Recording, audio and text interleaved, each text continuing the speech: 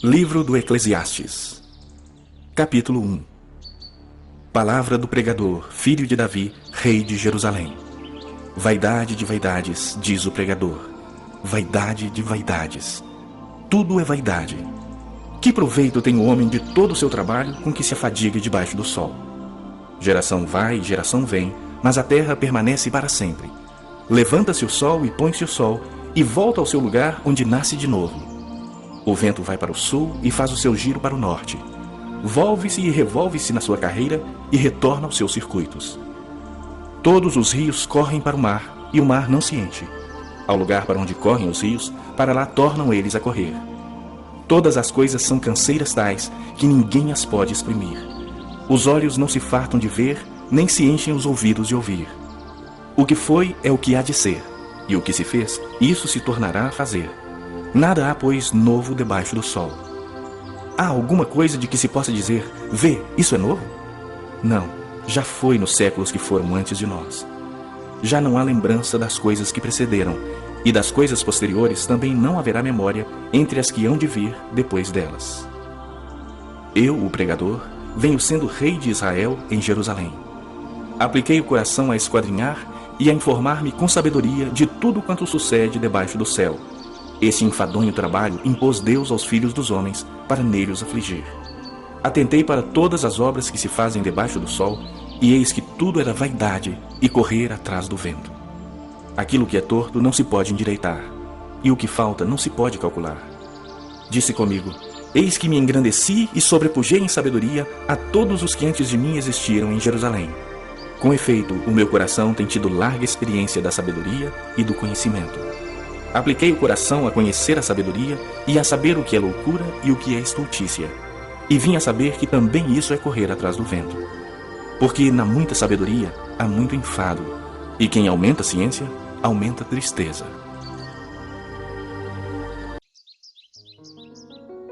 Capítulo 2. Disse comigo, vamos, eu te provarei com alegria. Goza, pois, a felicidade, mas também isso era vaidade. Do riso disse, é loucura, e da alegria, de que serve? Resolvi no meu coração dar-me ao vinho, regendo-me contudo pela sabedoria, e entregar-me à loucura, até ver o que melhor seria que fizessem os filhos dos homens debaixo do céu durante os poucos dias da sua vida. Empreendi grandes obras, edifiquei para mim casas, plantei para mim vinhas. Fiz jardins e pomares para mim, e nestes plantei árvores frutíferas de toda espécie. Fiz para mim açudes, para regar com eles o bosque em que reverdeciam as árvores. Comprei servos e servas, e tive servos nascidos em casa. Também possuí bois e ovelhas, mais do que possuíram todos os que antes de mim viveram em Jerusalém. Amontoei também para mim prata e ouro, e tesouros de reis e de províncias. Provi-me de cantores e cantoras, e das delícias dos filhos dos homens, mulheres e mulheres. Engrandeci-me e sobrepujei a todos os que viveram antes de mim em Jerusalém. Perseverou também comigo a minha sabedoria. Tudo quanto desejaram os meus olhos não lhes neguei, nem privei o coração de alegria alguma, pois eu me alegrava com todas as minhas fadigas, e isso era a recompensa de todas elas.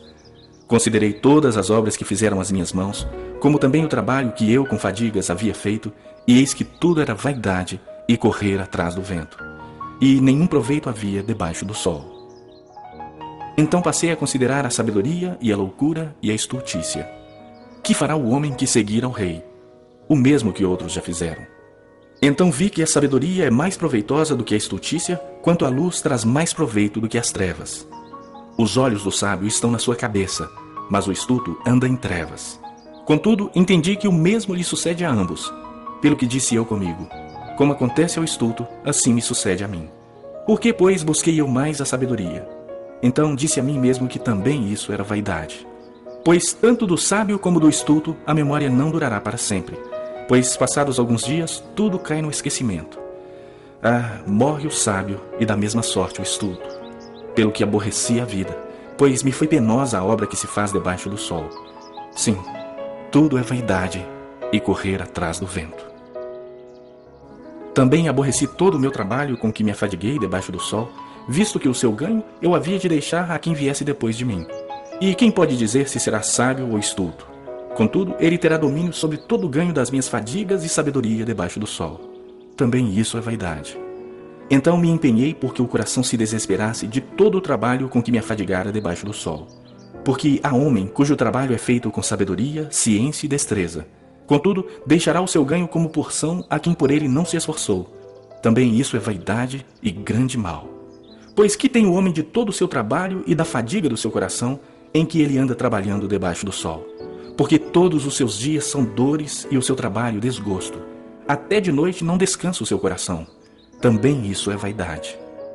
Nada há melhor para o homem do que comer, beber e fazer que a sua alma goze o bem do seu trabalho. No entanto, vi também que isso vem da mão de Deus, pois separado deste, quem pode comer ou quem pode alegrar-se?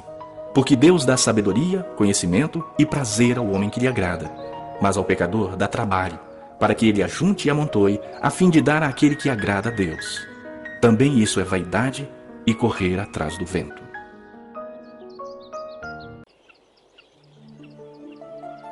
Capítulo 3. Tudo tem o seu tempo determinado e há tempo para todo propósito debaixo do céu.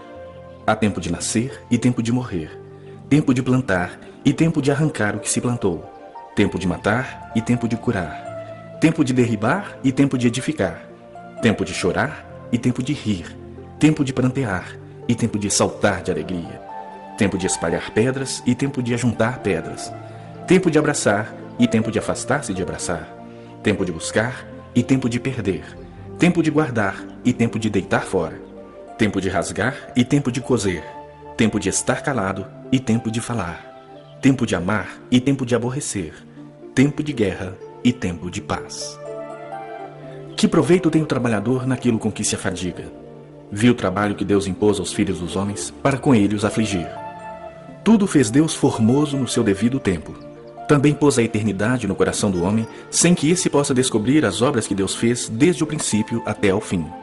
Sei que nada há melhor para o homem do que regozijar-se e levar vida regalada. E também que é dom de Deus que o homem possa comer, beber e desfrutar o bem de todo o seu trabalho. Sei que tudo quanto Deus faz durará eternamente. Nada se lhe pode acrescentar e nada lhe tirar. E isso faz Deus para que os homens temam diante dele. O que é, já foi. E o que há de ser também já foi. Deus fará renovar-se o que se passou. Vi ainda debaixo do sol que no lugar do juízo reinava maldade, e no lugar da justiça, maldade ainda. Então disse comigo: Deus julgará o justo e o perverso, pois há tempo para todo propósito e para toda obra. Disse ainda comigo: é por causa dos filhos dos homens, para que Deus os prove e eles vejam que são em si mesmos como os animais. Porque o que sucede aos filhos dos homens, sucede aos animais. O mesmo lhe sucede. Como morre um, assim morre o outro. Todos têm o mesmo fôlego de vida, e nenhuma vantagem tem o homem sobre os animais, porque tudo é vaidade. Todos vão para o mesmo lugar, todos procedem do pó e ao pó tornarão.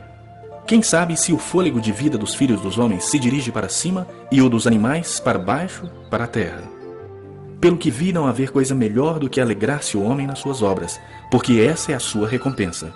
Quem o fará voltar para ver o que será depois dele?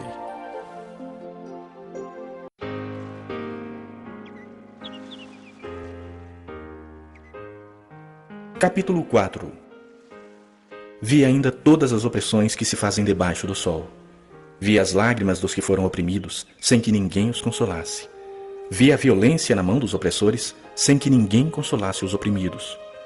Pelo que tenho por mais felizes os que já morreram, mais do que os que ainda vivem. Porém, mais que uns e outros, tenho por feliz aquele que ainda não nasceu e não viu as más obras que se fazem debaixo do sol. Então vi que todo o trabalho e toda destreza em obras provém da inveja do homem contra o seu próximo. Também isso é vaidade e correr atrás do vento. O tolo cruza os braços e come a própria carne, dizendo: melhor é um punhado de descanso do que ambas as mãos cheias de trabalho e correr atrás do vento. Então considerei outra vaidade debaixo do sol, isto é, um homem sem ninguém, não tem filho nem irmã. Contudo, não cessa de trabalhar e os seus olhos não se fartam de riquezas. E não diz: para quem trabalho eu, se nego a minha alma aos bens da vida? Também isso é vaidade e enfadonho trabalho. Melhor é serem dois do que um, porque tem melhor paga do seu trabalho. Porque se caírem, um levanta o companheiro. Ai, porém, do que estiver só, pois caindo não haverá quem o levante. Também, se dois dormirem juntos, eles se aquentarão. Mas um só, como se aquentará? Se alguém quiser prevalecer contra um, os dois lhe resistirão. O cordão de 3 dobras não se rebenta com facilidade. Melhor é o jovem pobre e sábio do que o rei velho e insensato, que já não se deixa admoestar, ainda que aquele saia do cárcere para reinar, ou nasça pobre no reino deste. Vi todos os viventes que andam debaixo do sol com o jovem sucessor, que ficará em lugar do rei. Era sem conta todo o povo que ele dominava. Tampouco os que virão depois se hão de regozijar nele. Na verdade que também isso é vaidade e correr atrás do vento. Capítulo 5. Guarda o pé quando entrares na casa de Deus. Chegar-se para ouvir é melhor do que oferecer sacrifícios de tolos, pois não sabem que fazem mal. Não te precipites com a tua boca, nem o teu coração se apresse a pronunciar palavra alguma diante de Deus, porque Deus está nos céus e tu na terra. Portanto, sejam poucas as tuas palavras, porque dos muitos trabalhos vêm os sonhos, e do muito falar, palavras nécias. Quando a Deus fizeres algum voto, não tardes em cumpri-lo, porque não se agrada de tolos. Cumpre o voto que fazes. Melhor é que não votes do que votes e não cumpras. Não consintas que a tua boca te faça culpado, nem digas diante do mensageiro de Deus que foi inadvertência. Por que razão se iraria Deus por causa da tua palavra, a ponto de destruir as obras das tuas mãos? Porque, como na multidão de sonhos há vaidade, assim também nas muitas palavras. Tu, porém, teme a Deus. Se vires em alguma província a opressão de pobres e o roubo em lugar do direito e da justiça, não te maravilhes de semelhante caso. Porque o que está alto tem acima de si outro mais alto que o explora. E sobre estes há ainda outros mais elevados que também exploram. O proveito da terra é para todos, até o rei se serve do campo. Quem ama o dinheiro jamais dele se farta, e quem ama a abundância nunca se farta da renda. Também isso é vaidade. Onde os bens se multiplicam, também se multiplicam os que deles comem. Que mais proveito, pois, têm os seus donos do que os verem com seus olhos? Doce é o sono do trabalhador, quer coma pouco, quer muito, mas a fartura do rico não o deixa dormir. Grave mal vi debaixo do sol, as riquezas que seus donos guardam para o próprio dano. E se tais riquezas se perdem por qualquer má ventura, ao filho que gerou nada lhe fica na mão. Como saiu do ventre de sua mãe, assim nu voltará, indo-se como veio, e do seu trabalho nada poderá levar consigo. Também isso é grave mal. Precisamente como veio, assim ele vai. E que proveito lhe vem de haver trabalhado para o vento? Nas trevas, comeu em todos os seus dias, com muito enfado, com enfermidades e indignação. Eis o que eu vi. Boa e bela coisa é comer e beber, e gozar cada um do bem de todo o seu trabalho, com que se afadigou debaixo do sol, durante os poucos dias da vida que Deus lhe deu. Porque esta é a sua porção. Quanto ao homem a quem Deus conferiu riquezas e bens, e lhe deu poder para deles comer, e receber a sua porção, e gozar do seu trabalho, isso é dom de Deus. Porque não se lembrará muito dos dias da sua vida, porquanto Deus lhe enche o coração de alegria. Capítulo 6. Há um mal que vi debaixo do sol e que pesa sobre os homens. O homem a quem Deus conferiu riquezas, bens e honra, e nada lhe falta de tudo quanto a sua alma deseja, mas Deus não lhe concede que disso coma. Antes, o estranho o come. Também isso é vaidade e grave aflição. Se alguém gerar 100 filhos e viver muitos anos até a avançada idade, e se a sua alma não se fartar do bem, e além disso não tiver sepultura, digo que um aborto é mais feliz do que ele. Pois debalde vem o aborto e em trevas se vai, e de trevas se cobre o seu nome. Não viu o sol, nada conhece. Todavia tem mais descanso do que o outro, ainda que aquele vivesse 2 vezes 1000 anos, mas não gozasse o bem. Porventura não vão todos para o mesmo lugar? Todo o trabalho do homem é para sua boca, e contudo nunca se satisfaz o seu apetite. Pois que vantagem tem o sábio sobre o tolo, ou o pobre que sabe andar perante os vivos? Melhor é a vista dos olhos do que o andar ocioso da cobiça. Também isso é vaidade e correr atrás do vento. A tudo quanto há de vir já se lhe deu o nome, e sabe-se o que é o homem, e que não pode contender com quem é mais forte do que ele. É certo que há muitas coisas que só aumentam a vaidade, mas que aproveita isso ao homem? Pois quem sabe o que é bom para o homem durante os poucos dias da sua vida de vaidade, os quais gasta como sombra? Quem pode declarar ao homem o que será depois dele debaixo do sol?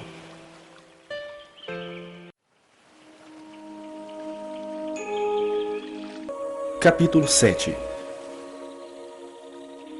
Melhor é a boa fama do que um unguento precioso, e o dia da morte melhor do que o dia do nascimento.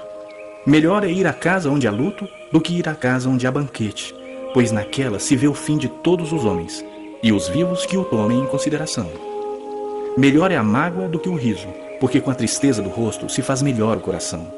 O coração dos sábios está na casa do luto, mas o dos insensatos na casa da alegria. Melhor é ouvir a repreensão do sábio do que ouvir a canção do insensato, pois, qual o crepitar dos espinhos debaixo de uma panela, tal é a risada do insensato. Também isso é vaidade. Verdadeiramente, a opressão faz endoidecer até o sábio, e o suborno corrompe o coração. Melhor é o fim das coisas do que o seu princípio. Melhor é o paciente do que o arrogante. Não te apresses em irar-te, porque a ira se abriga no íntimo dos insensatos. Jamais digas, por que foram os dias passados melhores do que estes? Pois não é sábio perguntar assim. Boa é a sabedoria havendo herança, e de proveito para os que veem o sol. A sabedoria protege como protege o dinheiro, mas o proveito da sabedoria é que ela dá vida ao seu possuidor. Atenta para as obras de Deus, pois quem poderá endireitar o que ele torceu? No dia da prosperidade, goza do bem, mas no dia da adversidade, considerem que Deus fez tanto este como aquele, para que o homem nada descubra do que há de vir depois dele. Tudo isso vi nos dias da minha vaidade. Há justo que perece na sua justiça, e há perverso que prolonga os seus dias na sua perversidade. Não sejas demasiadamente justo, nem exageradamente sábio. Por que te destruirias a ti mesmo? Não sejas demasiadamente perverso, nem sejas louco. Por que morrerias fora do teu tempo? Bom é que retenhas isto e também daquilo não retires a mão, pois quem teme a Deus, de tudo isso sai ileso. A sabedoria fortalece ao sábio mais do que 10 poderosos que haja na cidade. Não há homem justo sobre a terra que faça o bem e que não peque. Não apliques o coração a todas as palavras que se dizem, para que não venhas a ouvir o teu servo a amaldiçoar-te, pois tu sabes que muitas vezes tu mesmo tens amaldiçoado a outros. Tudo isso experimentei pela sabedoria e disse, tornar-me-ei sábio. Mas a sabedoria estava longe de mim. O que está longe e muito profundo, quem o achará? Apliquei-me a conhecer e a investigar, e a buscar a sabedoria e o meu juízo de tudo, e a conhecer que a perversidade é insensatez, e a insensatez, loucura. Achei coisa mais amarga do que a morte. A mulher cujo coração são redes e laços, e cujas mãos são grilhões. Quem for bom diante de Deus fugirá dela, mas o pecador virá a ser seu prisioneiro. Eis o que achei, diz o pregador, conferindo uma coisa com outra, para a respeito delas formar o meu juízo, juízo que ainda procuro, e não o achei. Entre 1000 homens achei um como esperava, mas entre tantas mulheres não achei nem sequer uma. Eis o que tão somente achei, que Deus fez o homem reto, mas ele se meteu em muitas astúcias. Capítulo 8. Quem é como sábio, e quem sabe a interpretação das coisas? A sabedoria do homem faz reluzir o seu rosto e muda-se a dureza da sua face. Eu te digo, observa o mandamento do rei, e isso por causa do teu juramento feito a Deus. Não te apresses em deixar a presença dele, nem te obstines em coisa má, porque ele faz o que bem entende. Porque a palavra do rei tem autoridade suprema. E quem lhe dirá, que fazes? Quem guarda o mandamento não experimenta nenhum mal, e o coração do sábio conhece o tempo e o modo. Porque para todo propósito há tempo e modo, porquanto é grande o mal que pesa sobre o homem. Porque este não sabe o que há de suceder, e como há de ser, ninguém há que lhe o declare. Não há nenhum homem que tenha domínio sobre o vento para o reter, nem tampouco tem ele poder sobre o dia da morte. Nem há tréguas nessa peleja, nem tampouco a perversidade livrará aquele que a ela se entrega. Tudo isto vi quando me apliquei a toda obra que se faz debaixo do sol. Há tempo em que um homem tem domínio sobre outro homem para arruiná-lo. Assim também vi os perversos receberem sepultura e entrarem no repouso, ao passo que os que frequentavam o lugar santo foram esquecidos na cidade onde fizeram o bem. Também isso é vaidade. Visto como se não executa logo a sentença sobre a má obra, o coração dos filhos dos homens está inteiramente disposto a praticar o mal. Ainda que o pecador faça o mal 100 vezes e os dias se lhe prolonguem, eu sei com certeza que bem sucede aos que temem a Deus. Mas o perverso não irá bem, nem prolongará os seus dias. Será como a sombra, visto que não teme diante de Deus. Ainda há outra vaidade sobre a terra. Justos a quem sucede segundo as obras dos perversos, e perversos a quem sucede segundo as obras dos justos. Digo que também isso é vaidade. Então exaltei eu a alegria, porquanto para o homem nenhuma coisa há melhor debaixo do sol do que comer, beber e alegrar-se, pois isto o acompanhará no seu trabalho nos dias da vida que Deus lhe dá debaixo do sol. Aplicando-me a conhecer a sabedoria e a ver o trabalho que há sobre a terra, pois nem de dia nem de noite vê o homem sono nos seus olhos, então contemplei toda a obra de Deus e vi que o homem não pode compreender a obra que se faz debaixo do sol. Por mais que trabalhe o homem para descobrir, não a entenderá. E ainda que diga ao sábio que a virá a conhecer, nem por isso a poderá achar. Capítulo 9. Deveras me apliquei a todas essas coisas para claramente entender tudo isso, que os justos e os sábios e os seus feitos estão nas mãos de Deus. E se é amor ou se é ódio que está à sua espera, não sabe o homem. Tudo lhe está oculto no futuro. Tudo sucede igualmente a todos. O mesmo sucede ao justo e ao perverso, ao bom, ao puro e ao impuro, tanto ao que sacrifica como ao que não sacrifica, ao bom como ao pecador, ao que jura como ao que teme o juramento. Este é o mal que há em tudo quanto se faz debaixo do sol. A todos sucede o mesmo. Também o coração dos homens está cheio de maldade. Nele há desvarios enquanto vivem, depois rumo aos mortos. Para aquele que está entre os vivos há esperança, porque mais vale um cão vivo do que um leão morto, porque os vivos sabem que hão de morrer, mas os mortos não sabem coisa nenhuma, nem tampouco terão eles recompensa, porque a sua memória jaz no esquecimento. Amor, ódio e inveja, para eles já pereceram. Para sempre não têm eles parte em coisa alguma do que se faz debaixo do sol. Vai, pois, come com alegria o teu pão e bebe gostosamente o teu vinho, pois Deus já de antemão se agrada das tuas obras. Em todo tempo sejam alvas as tuas vestes, e jamais falte o óleo sobre a tua cabeça. Goza a vida com a mulher que amas, todos os dias de tua vida fugaz, os quais Deus te deu debaixo do sol. Porque esta é a tua porção nesta vida, pelo trabalho com que te afadigaste debaixo do sol. Tudo quanto te vier a mão para fazer, faze-o conforme as tuas forças, porque no além para onde tu vais, não há obra, nem projetos, nem conhecimento, nem sabedoria alguma. Vi ainda debaixo do sol que não é dos ligeiros o prêmio, nem dos valentes a vitória, nem tampouco dos sábios o pão, nem ainda dos prudentes a riqueza, nem dos inteligentes o favor.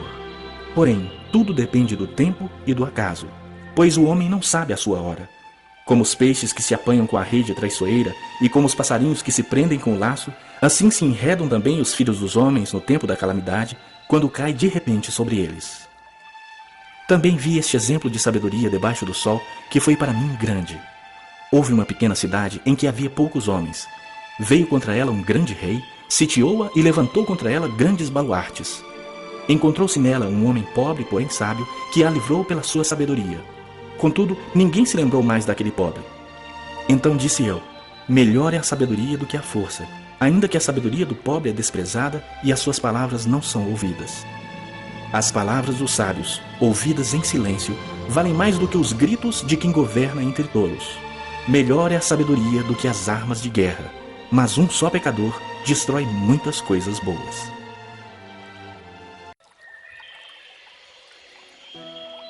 Capítulo 10. Qual a mosca morta faz o unguento do perfumador exalar mau cheiro, assim é para a sabedoria e a honra um pouco de estultícia. O coração do sábio se inclina para o lado direito, mas o do estulto para o da esquerda. Quando o tolo vai pelo caminho, falta-lhe o entendimento, e assim a todos mostra que é estulto. Levantando-se contra ti a indignação do governador, não deixes o teu lugar, porque o ânimo sereno acalma grandes ofensores. Ainda há um mal que vi debaixo do sol, erro que procede do governador. O tolo posto em grandes alturas, mas os ricos assentados em lugar baixo. Vi servos a cavalo e príncipes andando a pé como servos sobre a terra. Quem abre uma cova, nela cairá, e quem rompe um muro, mordê-lo-á uma cobra. Quem arranca pedras será maltratado por elas, e o que racha lenha expõe-se ao perigo. Se o ferro está embotado e não se lhe afia o corte, é preciso redobrar a força, mas a sabedoria resolve com bom êxito. Se a cobra morder antes de ser encantada, não há vantagem no encantador. Nas palavras do sábio há favor, mas ao tolo os seus lábios devoram. As primeiras palavras da boca do tolo são estultícia, e as últimas, loucura perversa. O estulto multiplica as palavras, ainda que o homem não sabe o que sucederá. E quem lhe manifestará o que será depois dele? O trabalho do tolo o fadiga, pois nem sabe ir à cidade. Ai de ti, ó terra, cujo rei é criança, e cujos príncipes se banqueteiam já de manhã. Ditosa tu, ó terra, cujo rei é filho de nobres, e cujos príncipes se sentam à mesa a seu tempo para refazerem as forças e não para a bebedice. Pela muita preguiça desaba o teto, e pela frouxidão das mãos goteja a casa. O festim faz-se para rir, o vinho alegra a vida, e o dinheiro atende a tudo. Nem no teu pensamento amaldiçoes o rei, nem tampouco no mais interior do teu quarto o rico, porque as aves dos céus poderiam levar a tua voz, e o que tem asas daria notícia das tuas palavras. Capítulo 11. Lança o teu pão sobre as águas, porque depois de muitos dias o acharás. Reparte com 7 e ainda com 8, porque não sabes qual mal sobrevirá à terra. Estando as nuvens cheias, derrama o aguaceiro sobre a terra, caindo a árvore para o sul ou para o norte, no lugar em que cair, aí ficará. Quem somente observa o vento, nunca semeará, e o que olha para as nuvens, nunca cegará. Assim como tu não sabes qual o caminho do vento, nem como se formam os ossos no ventre da mulher grávida, assim também não sabes as obras de Deus, que faz todas as coisas. Semeia pela manhã a tua semente, e à tarde não repouses a mão, porque não sabes qual prosperará, se esta, se aquela, ou se ambas igualmente serão boas. Doce é a luz e agradável aos olhos ver o sol.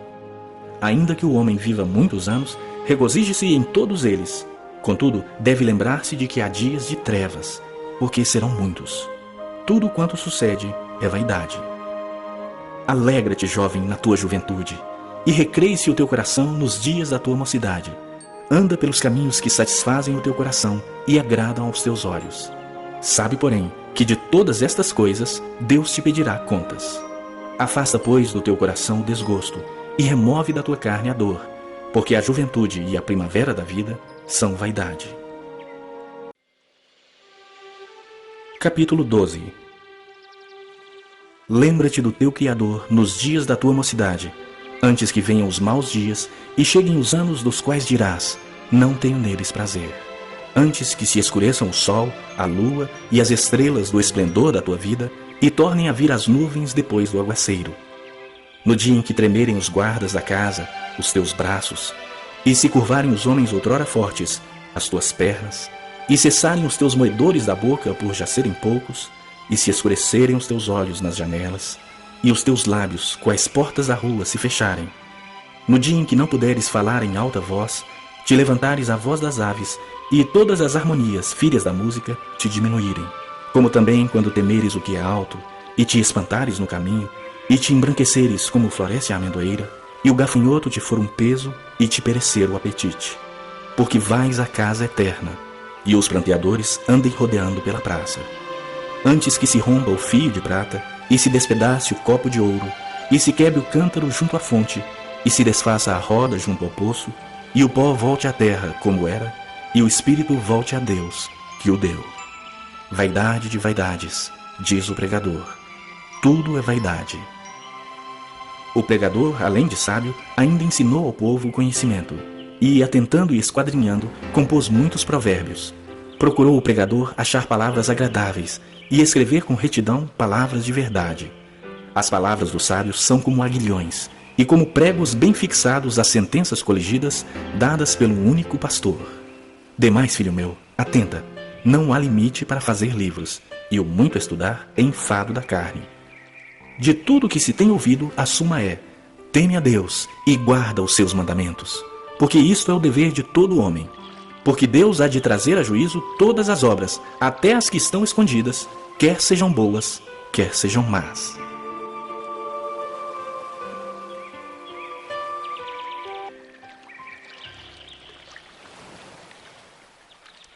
Cântico dos Cânticos de Salomão. Capítulo 1. Cântico dos Cânticos de Salomão. Beija-me com os beijos de tua boca, porque melhor é o teu amor do que o vinho. Suave é o aroma dos teus ungüentos, como o unguento derramado é o teu nome. Por isso as donzelas te amam. Leva-me após ti, apressemo-nos. O rei me introduziu nas suas recâmaras. Em ti nos regozijaremos e nos alegraremos. Do teu amor nos lembraremos mais do que o vinho. Não é sem razão que te amo. Eu estou morena e formosa, ó filhas de Jerusalém, como as tendas de Quedar, como as cortinas de Salomão. Não olheis para o eu estar morena, porque o sol me queimou. Os filhos de minha mãe se indignaram contra mim e me puseram por guarda de vinhas. A vinha, porém, que me pertence, não aguardei. Dize-me, ó amado de minha alma, onde apacentas o teu rebanho? Onde o fazes repousar pelo meio-dia, para que não ande eu vagando junto ao rebanho dos teus companheiros? Se tu não sabes, ó mais formosa entre as mulheres, sai-te pelas pisadas dos rebanhos e apacenta os teus cabritos junto às tendas dos pastores. As éguas dos carros de Faraó te comparo, ó querida minha. Formosas são as tuas faces entre os teus enfeites, o teu pescoço com os colares. Enfeites de ouro te faremos com incrustações de prata. Enquanto o rei está assentado à sua mesa, o meu nardo exala o seu perfume. O meu amado é para mim um saquitel de mirra, posto entre os meus seios. Como um racimo de flores de hena, nas vinhas de Engedi, é para mim o meu amado. Eis que és formosa, ó querida minha, eis que és formosa. Os teus olhos são como os das pombas. Como és formoso, amado meu, como és amável. O nosso leito é de viçosas folhas. As traves da nossa casa são de cedro, e os seus caibros de cipreste. Capítulo 2. Eu sou a rosa de Saron, o lírio dos vales. Qual o lírio entre os espinhos, tal é a minha querida entre as donzelas. Qual a macieira entre as árvores do bosque, tal é o meu amado entre os jovens. Desejo muito a sua sombra e debaixo dela me assento, e o seu fruto é doce ao meu paladar. Leva-me à sala do banquete, e o seu estandarte sobre mim é o amor. Sustentai-me com passas, confortai-me com maçãs, pois desfaleço de amor. A sua mão esquerda esteja debaixo da minha cabeça, e a direita me abrace. Conjuro-vos, ó filhas de Jerusalém, pelas gazelas e servas do campo, que não acordeis nem desperteis o amor, até que este o queira. Ouço a voz do meu amado, ei-lo aí galgando os montes, pulando sobre os outeiros. O meu amado é semelhante ao gamo ou ao filho da gazela. Eis que está detrás da minha parede, olhando pelas janelas, espreitando pelas grades. O meu amado fala e me diz: levanta-te, querida minha, formosa minha, e vem. Porque eis que passou o inverno, cessou a chuva e se foi. Aparecem as flores da terra, chegou-se o tempo de cantarem as aves, e a voz da rola ouve-se em nossa terra. A figueira começou a dar seus figos, e as vides em flor exalam seu aroma. Levanta-te, querida minha, formosa minha, e vem. Pomba minha, que andas pelas fendas dos penhascos, no esconderijo das rochas escarpadas, mostra-me o rosto, faz-me ouvir a tua voz, porque a tua voz é doce, e o teu rosto amável. Apanhai-me as raposinhas que devastam os vinhedos, porque as nossas vinhas estão em flor. O meu amado é meu, e eu sou dele. Ele apacenta o seu rebanho entre os lírios. Antes que refresque o dia e fujam as sombras, volta, amado meu. Faze-te semelhante ao gamo ou ao filho das gazelas sobre os montes escabrosos. Capítulo 3. De noite, no meu leito, busquei o amado de minha alma. Busquei-o e não o achei. Levantar-me-ei, pois, e rodearei a cidade pelas ruas e pelas praças. Buscarei o amado da minha alma. Busquei e não o achei. Encontraram-me os guardas que rondavam pela cidade. Então lhes perguntei: vistes o amado da minha alma? Mal os deixei, encontrei logo o amado da minha alma. Agarrei-me a ele e não o deixei ir embora, até que o fiz entrar em casa de minha mãe e na recâmara daquela que me concebeu. Conjuro-vos, ó filhas de Jerusalém, pelas gazelas e servas do campo, que não acordeis nem desperteis o amor, até que este o queira. Que é isso que sobe do deserto como colunas de fumaça, perfumado de mirra e de incenso e de toda sorte de pós aromáticos do mercador? É a liteira de Salomão. 60 valentes estão ao redor dela, dos valentes de Israel. Todos sabem manejar a espada e são destros na guerra. Cada um leva a espada à cinta por causa dos temores noturnos. O rei Salomão fez para si um palanquim de madeira do Líbano. Fez-lhe as colunas de prata, as espaldas de ouro, o assento de púrpura e tudo interiormente ornado com amor pelas filhas de Jerusalém. Saí, ó filhas de Sião, e contemplai o rei Salomão com a coroa com que sua mãe o coroou no dia do seu desposório, no dia do júbilo do seu coração. Capítulo 4. Como és formosa, querida minha, como és formosa! Os teus olhos são como os das pombas e brilham através do teu véu. Os teus cabelos são como o rebanho de cabras que descem ondeantes do monte de Gileade. São os teus dentes como o rebanho das ovelhas recém-tosquiadas que sobem do lavadouro e das quais todas produzem gêmeos e nenhuma delas há sem crias. Os teus lábios são como um fio de escarlata e a tua boca é formosa. As tuas faces, como romã partida, brilham através do véu. O teu pescoço é como a torre de Davi, edificada para arsenal. 1000 escudos pendem dela, todos broquéis de soldados valorosos. Os teus 2 seios são como 2 crias gêmeas de uma gazela que se apacentam entre os lírios. Antes que refresque o dia e fujam as sombras, irei ao monte da mirra e ao outeiro do incenso. Tu és toda formosa, querida minha, e em ti não há defeito. Vem comigo do Líbano, noiva minha, vem comigo do Líbano. Olha do cimo do Amana, do cimo do Senir e do Hermon, dos covis dos leões, dos montes dos leopardos. Arrebataste-me o coração, minha irmã, noiva minha. Arrebataste-me o coração com um só dos teus olhares, com uma só pérola do teu colar. Que belo é o teu amor, ó minha irmã, noiva minha. Quanto melhor é o teu amor do que o vinho, e o aroma dos teus ungüentos do que toda sorte de especiarias. Os teus lábios, noiva minha, destilam mel. Mel e leite se acham debaixo da tua língua, e a fragrância dos teus vestidos é como a do Líbano.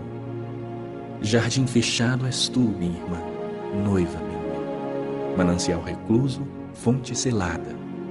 Os teus renovos são um pomar de romãs, com frutos excelentes, a hena e o nardo e o açafrão, o cálamo e o cinamomo, com toda sorte de árvores de incenso, a mirra e o aloés, com todas as principais especiarias. És fonte dos jardins, poço das águas vivas, torrentes que correm do Líbano. Levanta-te, vento norte, e vem tu, vento sul, assopra no meu jardim, para que se derramem os seus aromas. Ah, vem o meu amado para o seu jardim, e coma os frutos excelentes. Capítulo 5. Já entrei no meu jardim, minha irmã, noiva minha. Colhi a minha mirra com a especiaria, comi o meu favo com o mel, bebi o meu vinho com o leite. Comei e bebei, amigos, bebei fartamente, ó amados. Eu dormia, mas o meu coração velava. Eis a voz do meu amado que está batendo. Abre-me, minha irmã, querida minha, pomba minha, imaculada minha. Porque a minha cabeça está cheia de orvalho e os meus cabelos das gotas da noite. Já despi a minha túnica, hei de vesti-la outra vez? Já lavei os pés, tornarei a sujá-los? O meu amado meteu a mão por uma fresta e o meu coração se comoveu por amor dele. Levantei-me para abrir ao meu amado.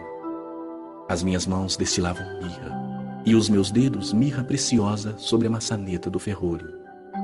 Abri ao meu amado, mas ele já se retirara e tinha ido embora. A minha alma se derreteu quando antes ele me falou. Busquei-o e não o achei, chamei-o e não me respondeu. Encontraram-me os guardas que rondavam pela cidade, espancaram-me e feriram-me, tiraram-me o manto os guardas do muro. Conjuro-vos, ó filhas de Jerusalém, se encontrardes o meu amado, que lhe direis? Que desfaleço de amor. Que é o teu amado mais do que outro amado, ó tu, a mais formosa entre as mulheres? Que é o teu amado mais do que outro amado, que tanto nos conjuras? O meu amado é alvo e rosado, o mais distinguido entre 10.000. A sua cabeça é como o ouro mais depurado. Os seus cabelos, cachos de palmeira, são pretos como o corvo. Os seus olhos são como os das pombas junto às correntes das águas, lavados em leite, postos em engaste. As suas faces são como um canteiro de bálsamo, como colinas de ervas aromáticas. Os seus lábios são lírios que gotejam mirra preciosa.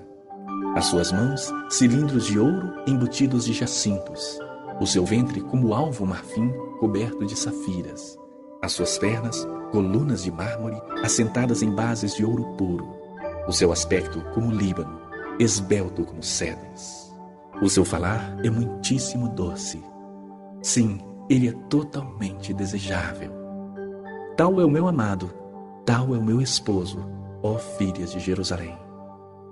Capítulo 6. Para onde foi o teu amado, ó mais formosa entre as mulheres? Que rumo tomou o teu amado e o buscaremos contigo? O meu amado desceu ao seu jardim, aos canteiros de bálsamo, para pastorear nos jardins e para colher os lírios. Eu sou do meu amado, e o meu amado é meu. Ele pastoreia entre os lírios. Formosa és, querida minha, como Tirza, aprazível como Jerusalém, formidável como um exército de bandeiras. Desvia de mim os olhos, porque eles me perturbam. Os teus cabelos descem ondeantes, como o rebanho das cabras de Gileade. São os teus dentes como o rebanho de ovelhas que sobem do lavadouro, e das quais todas produzem gêmeos, e nenhuma delas há sem crias. As tuas faces, como romã partida, brilham através do véu. 60 são as rainhas, 80 as concubinas e as virgens sem número, mas uma só é a minha pomba, a minha imaculada, de sua mãe a única, a predileta daquela que a deu à luz. Viram-na as donzelas e lhe chamaram ditosa. Viram-na as rainhas e as concubinas e a louvaram.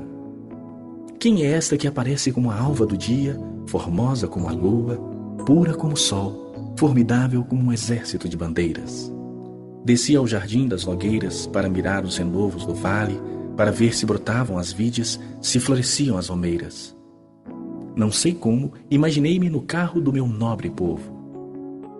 Volta, volta, ó Sulamita, volta, volta para que nós te contemplemos. Por que quereis contemplar a Sulamita na dança de Manaim? Capítulo 7. Que formosos são os teus passos dados de sandálias, ó filha do príncipe. Os meneios dos teus quadris são como colares trabalhados por mãos de artista. O teu umbigo é taça redonda, a qual não falta bebida. O teu ventre é monte de trigo, cercado de lírios. Os teus 2 seios são como 2 crias, gêmeas de uma gazela. O teu pescoço como torre de marfim. Os teus olhos são as piscinas de Esbom, junto à porta de Bate-Rabim. O teu nariz como a torre do Líbano, que olha para Damasco. A tua cabeça é como um monte Carmelo, a tua cabeleira como a púrpura. Um rei está preso nas tuas tranças. Quão formosa e quão aprazível és, ó amor em delícias! Esse teu porte é semelhante à palmeira, e os seus seios a seus cajos.